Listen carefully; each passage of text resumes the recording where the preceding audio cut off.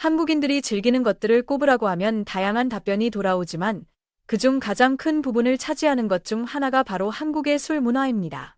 한국인들에게 퇴근 후 회사 동료들과 술 한잔하는 것은 매우 흔한 일상이며 특히 주말로 넘어가는 금요일 밤은 불금이라 불리며 많은 이들이 거리로 나와 술을 즐기곤 합니다.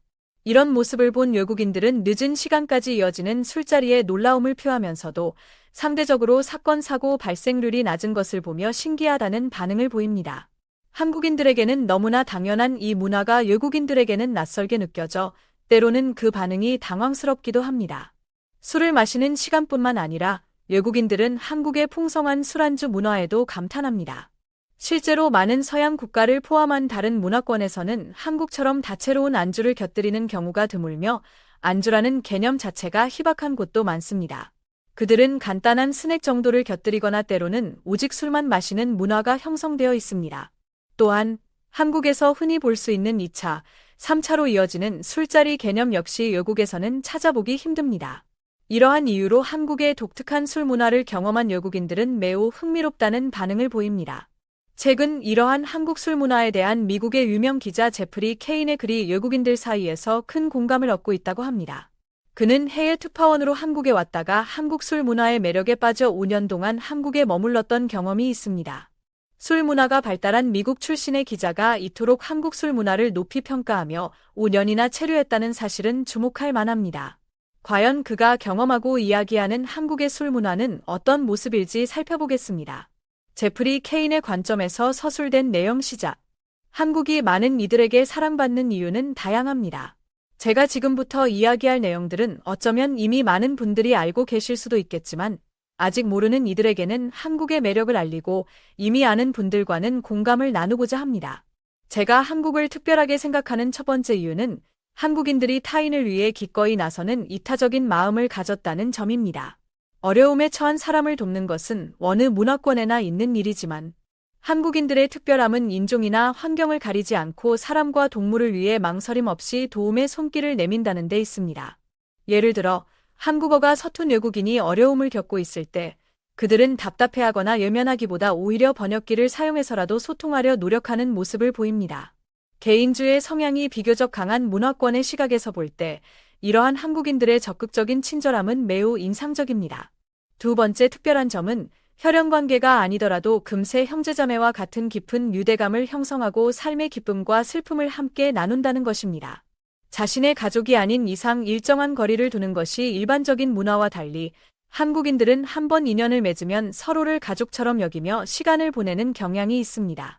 이러한 끈끈한 공동체 문화는 현대사회에서 소외되기 쉬운 사람들의 문제를 자연스럽게 해결하는 데 도움을 줄 수 있습니다.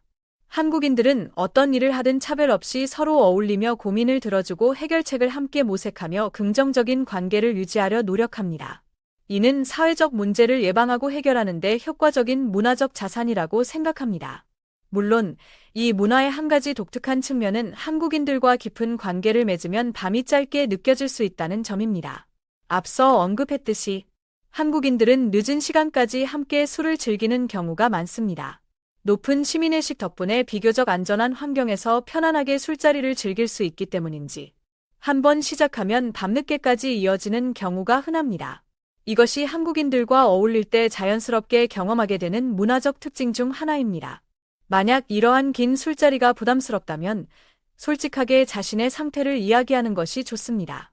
한국인들은 상대방의 의사를 존중하며 무리하게 술을 강권하지 않는 문화 또한 가지고 있기 때문입니다. 술 이야기가 나온 김에 덧붙이자면 한국 술, 특히 소주는 가성비가 뛰어나다는 장점이 있습니다. 사실 술자리가 길어지면 섬세한 맛과 향을 음미하는 능력은 자연스럽게 무뎌지기 마련입니다. 오히려 이럴 때는 한국의 소주처럼 깔끔한 맛을 가진 술이 다양한 안주와 함께 즐기기에 더 적합할 수 있습니다. 안주와 함께 술을 즐기는 한국 문화의 소주는 매우 잘 어울리는 술이며 여러 기업들이 소주의 품질 개선과 다양화를 위해 노력하고 있어 앞으로 더욱 발전된 형태의 술이 등장할 것으로 기대됩니다. 또한 한국에는 술과 어울리는 안주의 종류가 헤아릴 수 없이 다양합니다.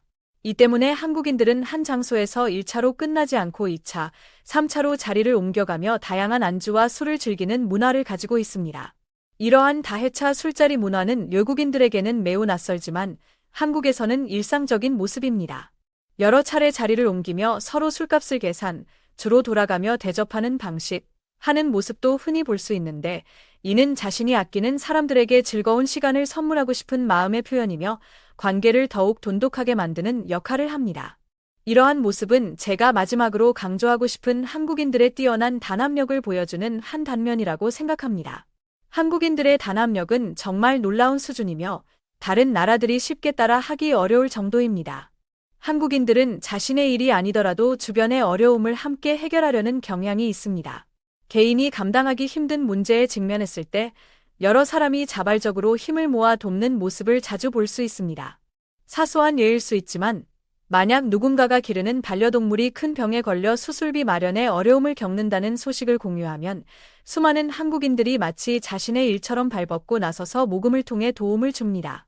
도움을 받은 사람은 감사의 마음을 표현하며 치료 과정과 결과를 공유하고 이를 통해 공동체 전체가 함께 기쁨과 안도를 나누는 모습에서 강한 연대의식을 느낄 수 있습니다.